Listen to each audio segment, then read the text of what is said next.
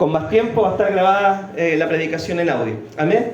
Así que abra su Biblia, Evangelio de Marcos, capítulo 10, versículo 32. Evangelio de Marcos, capítulo 10, verso 32.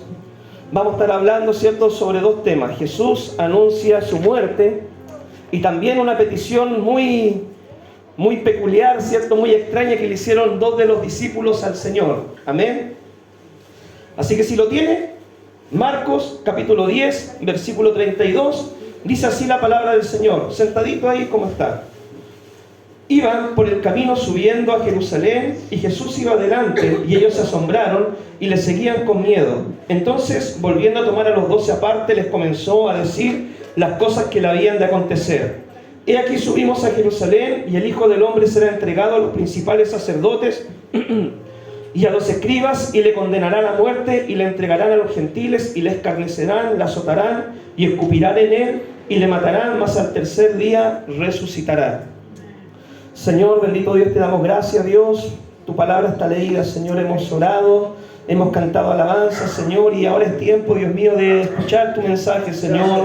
Padre, abre nuestra mente, nuestro entendimiento, nuestro corazón, que podamos recibir esta palabra, que con tu ayuda, Dios mío, la podamos entender y poner por obra, Señor, que es lo más importante, Dios mío. Bendice la vida de mi hermano, bendice mi vida, permítenos ser buena tierra, Señor, para dar fruto en su tiempo y un fruto agradable, un fruto en abundancia. En el nombre de Jesús, amén y amén. ¿Usted se ha preguntado por qué debía morir Jesús en la cruz? Si alguien, por ejemplo, evangelizando un día, le dijeran, mira, ¿por qué tengo que creer en Jesús? ¿O por qué tuvo que morir Jesús en una cruz? ¿Qué respuesta nosotros le daríamos a ese interrogante que nos pudieran presentar? ¿Ya? Es una pregunta que nosotros debemos reflexionar, debemos meditar y debemos responder. La cruz, hermano, está en el centro del Evangelio. La cruz es el centro del plan y el propósito del Señor. Y nosotros debemos tener una respuesta a ese interrogante. Quizás hay hermanos nuevos que aún les cuesta entender un poco el tema de la cruz, ¿ya? Pero con el tiempo van a ir comprendiendo y entendiendo todas las cosas. Nosotros cuando empezamos los caminos del Señor muchas veces vamos aprendiendo de a poquito, ¿ya? Yo me acuerdo cuando me convertí al Señor, había muchas cosas que no comprendía al inicio. Sabía que había entregado mi vida a Dios, que Jesús era real, y después de eso no sabía nada más. Cuando fui estudiando la Biblia, fui aprendiendo del Señor, fui sometiéndome al discipulado, fui entendiendo más cosas, ¿ya? Y quizás puede ser lo que le sucede a usted, y usted muchas veces mira la cruz y se pregunta, ¿y por qué tuvo que morir Jesús en una cruz? ¿Qué tiene que ver la cruz conmigo? ¿Por qué Dios el Padre permitió que su Hijo muriera en una cruz y resucitó al tercer día? Bien. La Biblia, hermano, en primer lugar declara de que todos hemos pecado. La palabra de Dios, Romano, dice, no hay justo ni aun uno. Todos hemos pecado, todos nos hemos equivocado, todos hemos fallado, todos hemos pecado una y más veces. No hay justo ni aun uno. Todos hemos fallado. Y eso, ¿cierto?, automáticamente a nosotros nos separa del Señor. Nosotros nacemos con una naturaleza pecaminosa, con una tendencia innata a hacer lo malo desde niños. Por eso que a los niños no se les enseña a hacer lo malo, eso viene de fábrica. Ya a los niños se les enseña siempre a hacer lo bueno. Porque todos nacemos con esta naturaleza, con esta tendencia innata a hacer lo malo. Y todos hemos pecado. Algunos, ¿cierto?, han cometido pecados más vistosos o más que la gente se da cuenta, y otros tienen sus pecados más camuflados, más escondidos, pero al final de cuentas todos hemos cometido error. Y la Biblia declara de que Dios es santo, santo, santo, 3 veces santo. Y el pecado, ¿cierto?, ha causado una separación entre Dios y el hombre. Dios es santo y Dios no puede tener comunión con el pecado. Dios no puede agradarse del pecado. Y es ahí donde muchas veces nace el dicho que tenemos nosotros, ¿cierto? Dios ama al pecador, pero aborrece el pecado. Ese dicho, textualmente ese texto no está en la Biblia, pero es un dicho popular, ¿cierto?, que tenemos nosotros los cristianos. Dios ama al pecador, ¿Por qué? ¿De dónde sacamos eso? La Biblia dice, ¿cierto? En Juan 3:16, de tal manera amó Dios al mundo que ha dado la vida a su Hijo unigénito, para que todo aquel que en él crea no se pierda, sino que tenga vida eterna. Dios ama este mundo, Dios ama al hombre, Dios ama, ¿cierto?, a esta sociedad, pero Dios aborrece el pecado que ellos cometen. El pecado, ¿cierto?, es algo que desagrada a Dios. El pecado no nace de Dios. Dice, Dios es luz y en él no hay ninguna tiniebla. El pecado viene de Satanás, del enemigo, del diablo. El otro día estudiábamos, ¿cierto?, con los varones en Santiago capítulo 1, y ahí hay un texto especial que dice, cuando seáis tentados, no digáis que sois tentados de parte de Dios, porque Dios no puede ser tentado, ni Él tienta a nadie. Dios es luz. Y toda tentación, toda insinuación al pecado, todo lo malo, proviene de Satanás, el diablo, del enemigo. Dios siempre nos va a incentivar a atender a hacer lo bueno. Él nunca nos va a incentivar a hacer lo malo. Nuestro pecado siempre ha causado separación entre Dios y el hombre. Y alguien tenía que pagar el precio. Y esa persona podríamos haber sido nosotros o algún sustituto. Alguien debía pagar el precio de nuestros pecados. Y desde el Génesis en adelante, desde el inicio de la Biblia, nosotros vemos de que Dios provee un sustituto. Cuando Adán y Eva, ¿cierto?, el Señor los creó y los puso en el huerto del Edén, y le dijo, de todo árbol pueden comer, menos del árbol de la ciencia del bien y del mal, porque el día que de él coman morirán. Y el hombre desobedeció ese primer llamado, ¿cierto?, del Señor. Dios proveyó un sustituto. Dice la palabra que el Señor lo expulsa del paraíso, pero ¿qué es lo que hizo el Señor? Los cubrió. Puso, ¿cierto?, unas ropas, ¿cierto?, de cuero de animal que cubrían, ¿cierto?, la desnudez, la vergüenza del hombre. Y desde ese principio, desde ese inicio, podemos ver de que Dios siempre ha proveído un sustituto. Cuando Dios, por ejemplo, dice, me arrepiento de haber hecho al hombre, estoy arrepentido por la maldad que el hombre ha cometido, ha pecado, voy a destruir a todos los hombres. Dios proveyó un sustituto, Dios proveyó un arca en el cual todo aquel que creyere pudiera entrar a esa arca.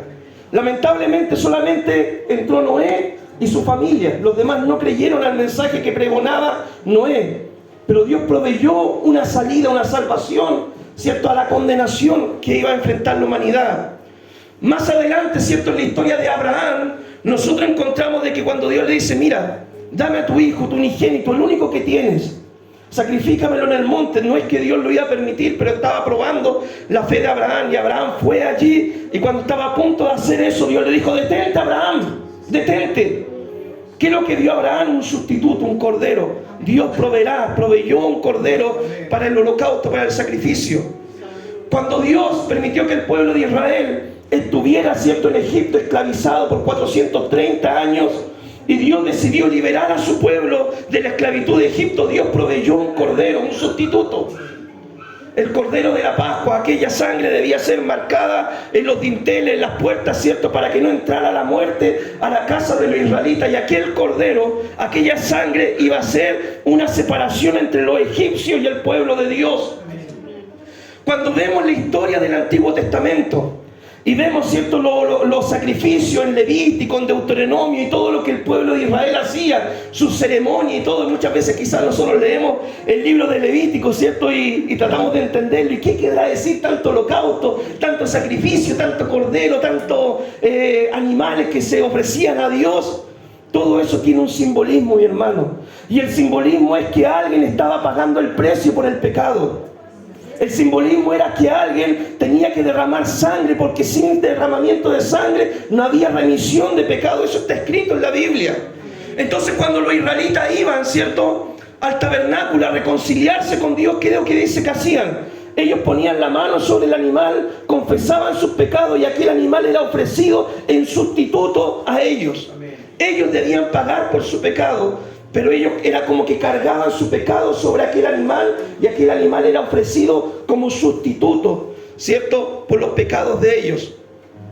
Cuando vemos en la Biblia, ¿cierto?, después más adelante en los profetas, cuando Isaías habla, ¿cierto?, y dice, voy a enviar a mi siervo, mi escogido, mi amado, ¿cierto?, en quien se agrada mi alma, y yo cargaré el pecado de todos en él, mas él fue herido y molido por nuestras transgresiones, nuestros pecados. ¿cierto? Y al final, ¿cierto?, verá linaje y todo ese tema. Ese cordero, ese siervo sufriente era Jesucristo. Que Cristo vino, ¿cierto?, a este mundo con un solo propósito, con el propósito de salvar tu vida, de salvar esta humanidad, de salvar al hombre que se había desviado del camino, del propósito del Señor. Cristo vino para salvar lo que estaba perdido. Cristo vino para salvarnos a nosotros, hermano. Aleluya. Para salvarnos a nosotros. Y Él en una cruz murió con sus brazos extendidos para darnos salvación, vida eterna y perdón de pecado. Esos brazos extendidos están extendidos todavía el día de hoy. Esos brazos te están esperando, te están recibiendo. Y esa sangre todavía sigue vigente. Esa sangre que redime pecado, que lava pecado, que limpia nuestras maldades, todavía está vigente. Esa sangre no se agota, no se acaba. Para todo aquel que cree en este sacrificio de Dios, en el sacrificio de su Hijo amado, en el Cordero que proveyó Dios para salvación del mundo. Cuando Juan el Bautista ve a Jesús, dice: he ahí el Cordero de Dios que quita el pecado del mundo. Ese es el Cordero, hermano, que pagó por nuestros pecados. Por eso la cruz es central en la vida del cristiano. Por eso la cruz tiene un lugar central, marca un antes y un después en la vida de todo hombre. Porque antes de la cruz nosotros estamos perdidos, destituidos de la gloria de Dios, enemistados con Dios, bajo la ira de Dios, bajo la condenación de Dios. Nuestro destino era el infierno, la condenación. Pero el día que aparece esa cruz en tu vida, el día que tú aceptas a Cristo como tu Señor y Salvador, ese día Dios hace nueva todas las cosas, te da nueva vida, nueva identidad, borra tus pecados, te inscribe tu nombre en el libro de la vida. Y si tú partes de este escenario de la vida, entras a aquellas mansiones, aquellas glorias que Él fue a preparar.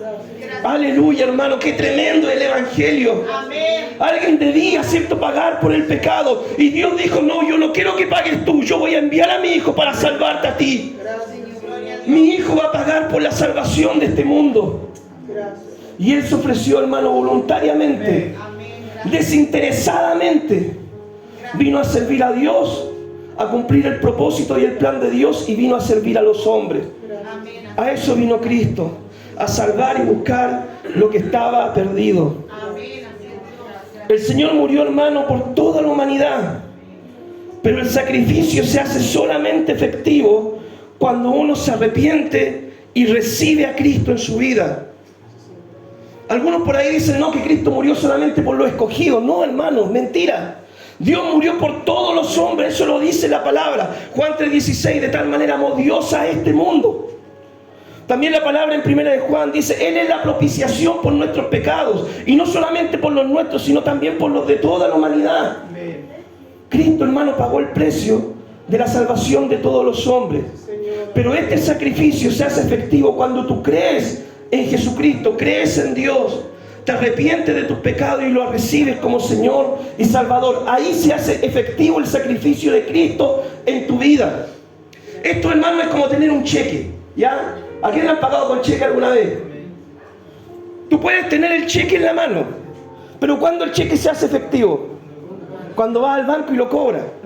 Es lo mismo, ¿cierto? Cristo pagó nuestra salvación, nos dio, ¿cierto?, la vida eterna, nos regaló su perdón, nos regaló todo eso el Señor, pero esto se hace efectivo el día que tú lo recibes como Señor y Salvador. Ahí se cobra, ¿cierto?, por así decirlo, ese cheque espiritual, se cobra ese sacrificio que Cristo hizo para darte salvación. Antes no. Antes tú puedes tener, ¿cierto?, el boleto de la salvación, pero si no recibes a Cristo, eso se pierde. ¿Ya? Tú debes hacerlo efectivo recibiendo a Cristo como Señor y Salvador en tu vida, arrepintiendo de tus pecados, creyendo en el Evangelio, aceptando a Jesús en tu vida. Ahí se hace efectivo ese sacrificio. Todo aquel, dice la palabra, que rechace el sacrificio de Cristo enfrentará el juicio de Dios y la condenación. Alguien pagó por los pecados del ser humano y ese fue Jesucristo. Pero si uno rechaza el Evangelio, rechaza a Cristo, rechaza el mensaje del Señor, uno tendrá que enfrentar el juicio de Dios.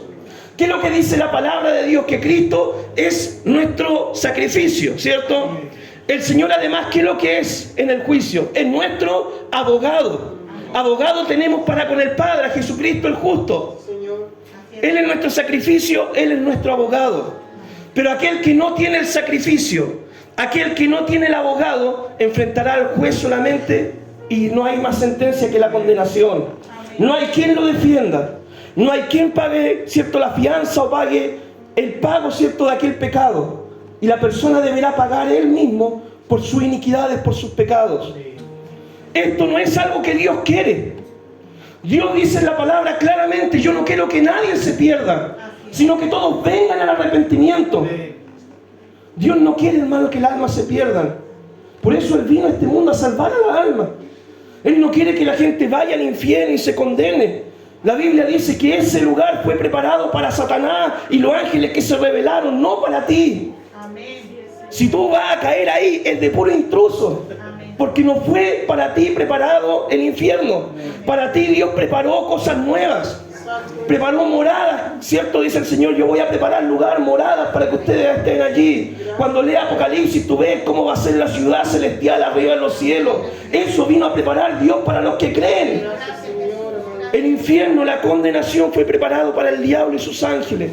Pero el hombre va a parar allí por no arrepentirse de sus pecados, por no aceptar el sacrificio de Cristo, por querer vivir a su manera y no a la manera de Dios.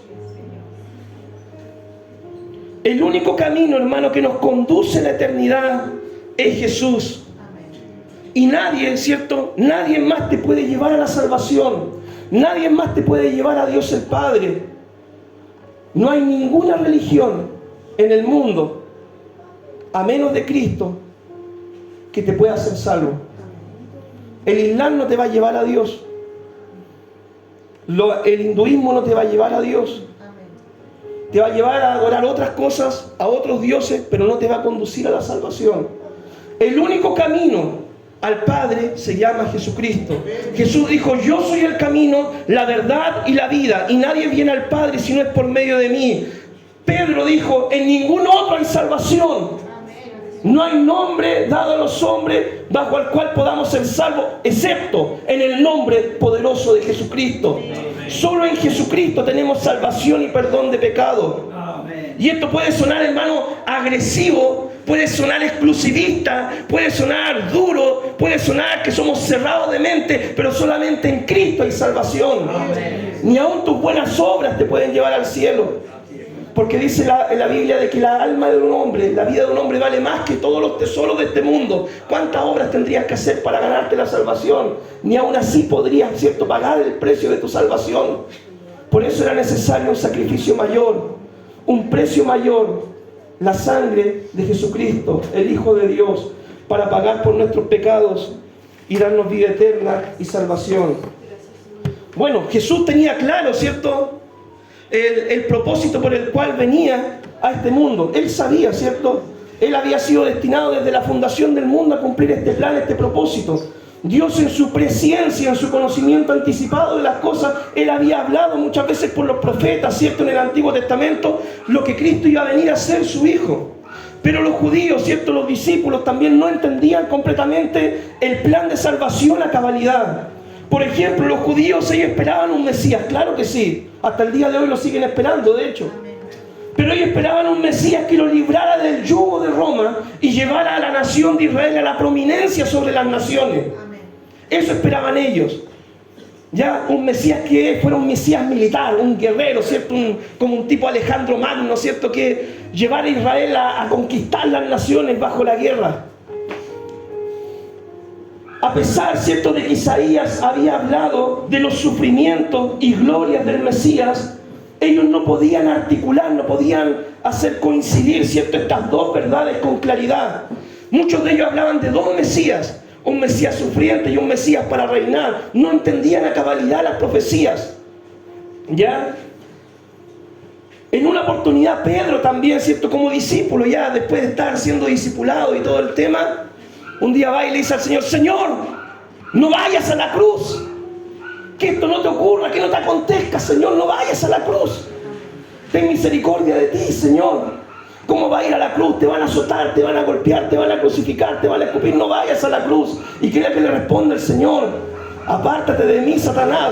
Dura respuesta le dio el Señor al apóstol Pedro, porque no entendía el plan y el propósito de la cruz. Porque Cristo en esa cruz iba a hacer remisión de pecados. En esa cruz, mi hermano, iba a darnos salvación. Aún después de la resurrección, los discípulos no comprendían a cabalidad, ¿cierto?, el plan de Dios. Ellos, por ejemplo, cuando Cristo resucita, en Hechos capítulo 1 van y de repente le dicen: Señor, va a establecer el reino de Israel ahora, mire. No tenían ni idea, y el Señor, ¿qué es lo que le responde? Le dice: mira, no les toca a ustedes saber los tiempos, las sazones, cuándo se va a establecer el reino milenial, ¿cierto? En otras palabras, lo que a ustedes les compete es una cosa, es ir y predicar el Evangelio a toda criatura, empezando en Jerusalén y llegando hasta lo último de la tierra. Aún los discípulos, después de la resurrección, le costaba entender el plan y propósito del Señor. Ellos pensaban en un reino milenial, ¿cierto? El reino del Mesías, ¿cierto? Donde iba a reinar la paz y la justicia. Y claro, eso tiene lugar en el plan de salvación de Dios, pero eso tiene lugar, ¿cierto?, después del arrebatamiento y cuando estemos, ¿cierto?, en el milenio que Dios va a instalar. Pero ahora nos toca y nos compete una sola cosa: el ir y predicar el Evangelio. Hoy en día, hermanos, podemos correr el mismo riesgo y el mismo peligro que ocurría con los judíos y con los discípulos.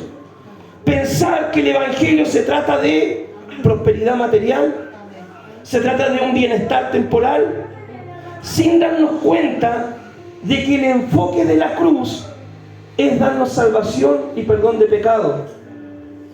Hoy en día, hermano, como decía la pastora delante, se están predicando mucho diversos evangelios.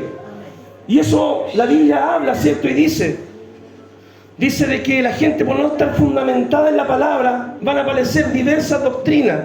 Y muchos, como niños fluctuantes, van a ir de aquí para allá, ¿cierto?, corriendo tras las modas del Evangelio. Entonces, hermano, una de las modas, ¿cierto?, que hay es el Evangelio de la prosperidad. Dios quiere hacerte rey y sacerdote ahora, ¿cierto? Que ahora tú reines y gobiernes y que vivas una vida de lujo y que no te hospedes siempre en la casa del hermanito, porque Dios te llamó para ser hijo del rey y te hospedes en un hotel 5 estrellas y todo el tema. Y no, hermano, el Evangelio no se trata de eso. No se trata de eso el Evangelio se trata de la salvación de tu alma. Dios dice: ¿qué importancia tiene si ganas todos los tesoros de este mundo y si te mueres y te vas a la condenación? No tiene importancia eso para Dios. Claro, hay que trabajar, hermano, porque es un mandamiento. Dice la palabra: te ganarás el pan con el sudor de tu frente.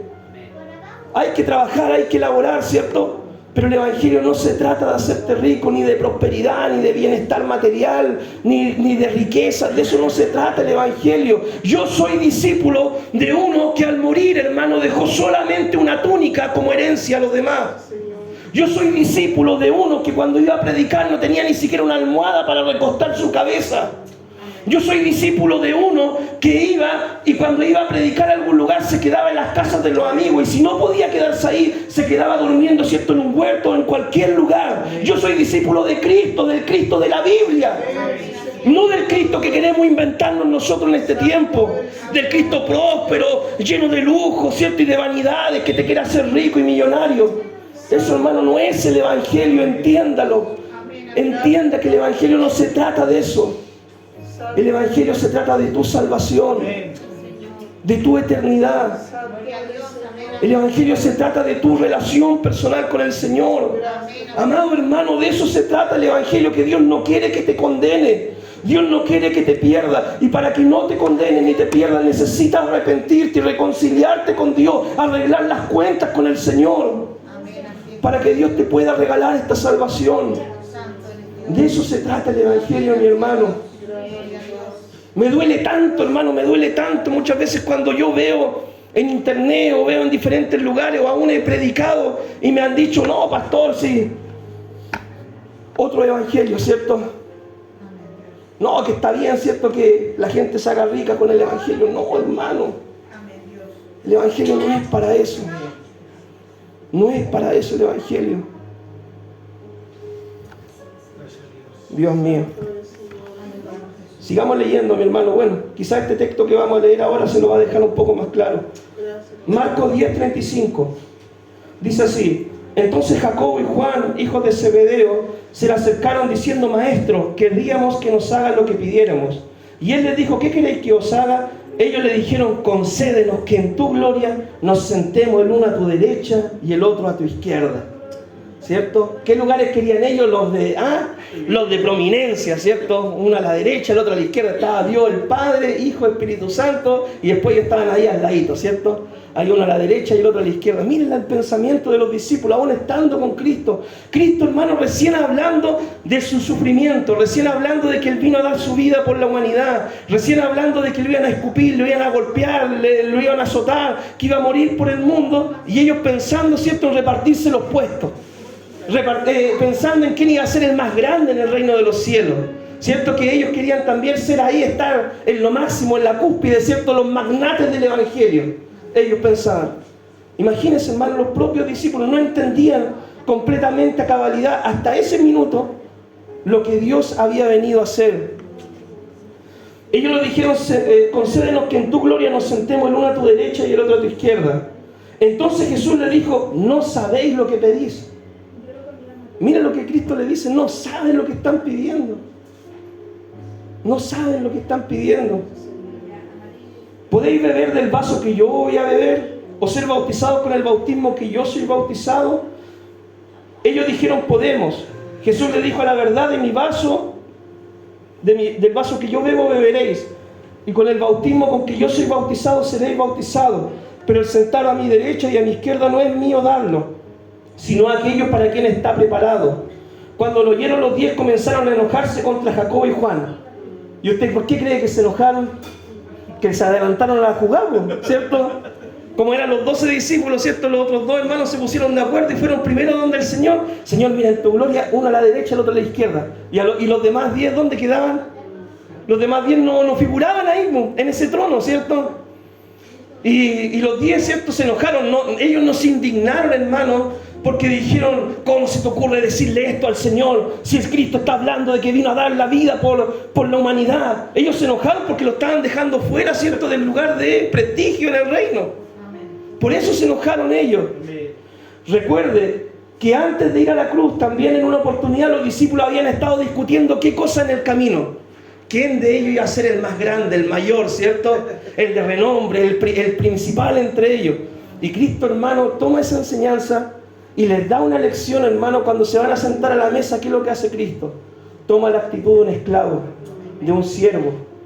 Toma un lavatorio, una toalla y le empieza a lavar los pies a los discípulos. Tarea que ninguno de los discípulos quería hacer, porque esa era una tarea que hacía el esclavo de la casa, el siervo, el sirviente. Ellos, los magnates del Evangelio, no iban a hacer eso. No iban a lavar los pies sucios de sus compañeros, ¿cierto? Eso lo tenía que hacer alguien menor, alguien inferior. Ese inferior, ¿cierto?, fue Dios, que se hizo hombre y vino a darle un ejemplo a nosotros. El más grande de todos vino a darle un ejemplo a esta humanidad. ¿De qué es lo que se trata la grandeza en el reino del Señor, mi hermano? Que la grandeza en el reino de Dios no son los títulos. La grandeza en el reino de Dios no es el dinero. La grandeza en el reino de Dios no son los puestos. La grandeza en el reino de Dios, ¿cierto?, no es la autoridad, ¿cierto?, la grandeza que uno tiene, la gente que yo gobierno, ¿cierto?, o yo mando. De eso no se trata el reino de Dios. Qué tremendo, hermano, el Evangelio. Cuando lo oyeron, los 10 comenzaron a enojarse contra Jacobo y contra Juan. Mas Jesús, llamándole, les dijo: ¿sabéis que los que son tenidos por gobernantes de las naciones se enseñorean de ellas, y sus grandes ejercen sobre ellas potestad? ¿Es así o no es así? Claro que sí, ¿cierto? Usted ve, ¿cierto?, la Cámara del Senado, pongamos un ejemplo. El líder, ¿cierto?, el principal ministro está en un lugar de prominencia, al medio y en la silla más grande, ¿cierto? Así es en el mundo. Usted va a una empresa, ¿cierto?, hace una reunión, una junta, ¿dónde se sienta el jefe? Cabeza de mesa, ¿cierto?, en el puesto más grande. Eso pasa en el mundo. Eso quizá hasta en el mundo puede pasar y estar bien visto, pero no es así en el reino del Señor. No es así en la iglesia. No es así en el reino de Dios. Mas Jesús, llamándolo, les dijo: ¿sabéis que los que son tenidos por gobernantes de las naciones se enseñorean de ellas, y sus grandes ejercen sobre ellas potestad? Pero no será así entre vosotros, sino que el que quiera hacerse grande entre vosotros será vuestro servidor. Y el que de vosotros quiera ser el primero, el principal, ¿cierto?, el más grande, será siervo de todos.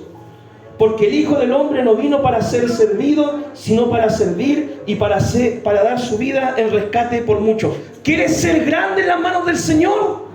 Sirve a Dios con todo tu corazón. Esa es la grandeza del servicio. ¿Quieres, cierto, ser grande en las manos del Señor? Pasar a la historia como un gran cristiano. Aférrate a esa cruz. Muere a tu yo. Muere a tu vanagloria. Muere a tu egoísmo. Muere al protagonismo. Muere a las ambiciones, ¿cierto? Y dedícate a servir a Dios con todo el corazón.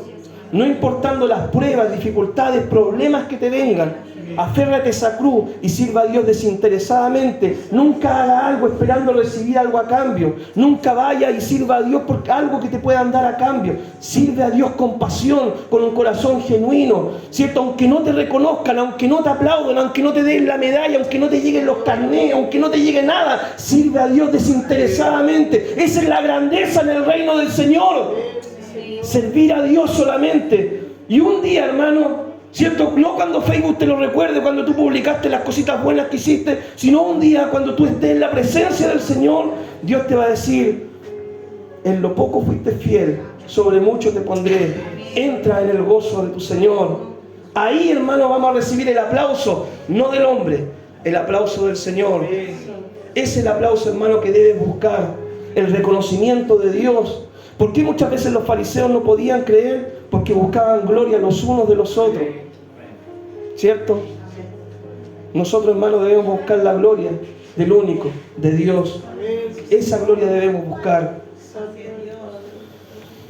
Muchas veces, como Santiago y Juan, ¿cierto? Nosotros hacemos peticiones, oraciones que son egoístas y carnales. Y Santiago lo dice, ¿cierto? Santiago, el hermano del Señor, el medio hermano del Señor, dice: muchas veces pedís y no recibís.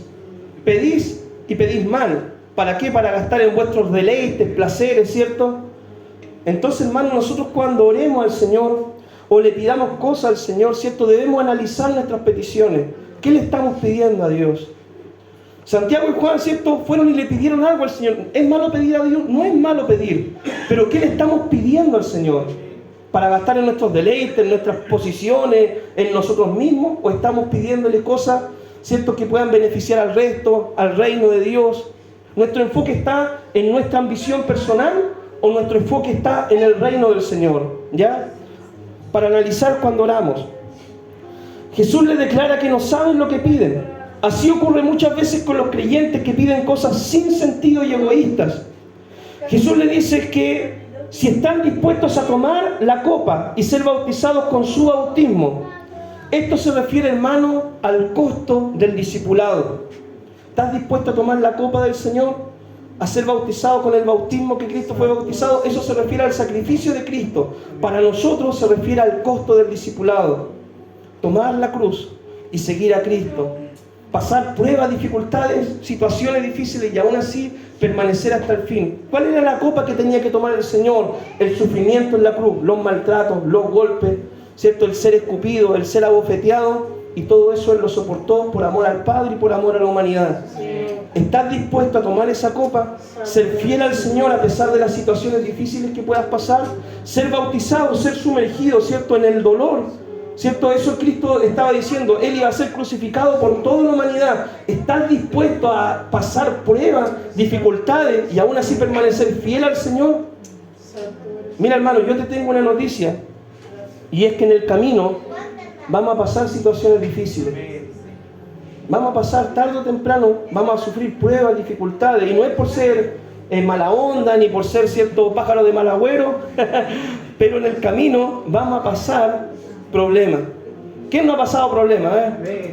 Todos hemos pasado problemas, ¿cierto? Enfermedades, problemas, ¿cierto? Situaciones, diferentes índoles. Pero el tema es ser fiel hasta el final. Cristo, hermano, todo lo soportó con fidelidad hasta el final. Y al final de la prueba, vio gloria. Ya, al final, después de 3 días, resucitó. ¿Cierto? Nosotros, si somos fieles en el sufrimiento, en la prueba, en la copa que nos da el Señor, Dios nos va a dar también la gloria. Amén. Como hijos de Dios, nunca debemos pelear por los puestos o por los cargos. Mientras más responsabilidad nos dé el Señor, más cuenta nosotros vamos a dar, de hecho. ¿Ya? Algunos se pelean, ¿cierto?, por los cargos, los puestos, por qué sé yo, nombramiento y todo eso. Mientras más responsabilidad tiene, mayor es la cuenta que vamos a dar delante del Señor. Así que si usted quiere, ¿cierto?, mayor responsabilidad, mayor exigencia le va a pedir el Señor. Amén. Ahora, esto no es, ¿cierto?, un indicativo de que seamos cristianos perezosos, cristianos flojos y nos quedemos ahí como mediocres espirituales. No, hermano.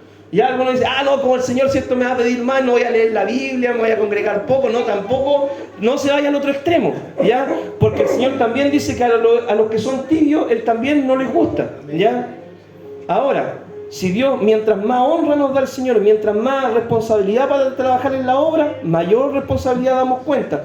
Pero nosotros debemos siempre querer crecer, querer madurar en los caminos del Señor, querer trabajar al Señor, pero con los motivos correctos, ¿ya? No para estar sentado, ¿cierto?, ahí al lado de Jesús, sino simplemente trabajar por amor, por lo que Cristo hizo en nuestra vida, ¿ya? Trabajar por compasión por el Señor, por agradecimiento a Dios por lo que Cristo hizo un día por nosotros.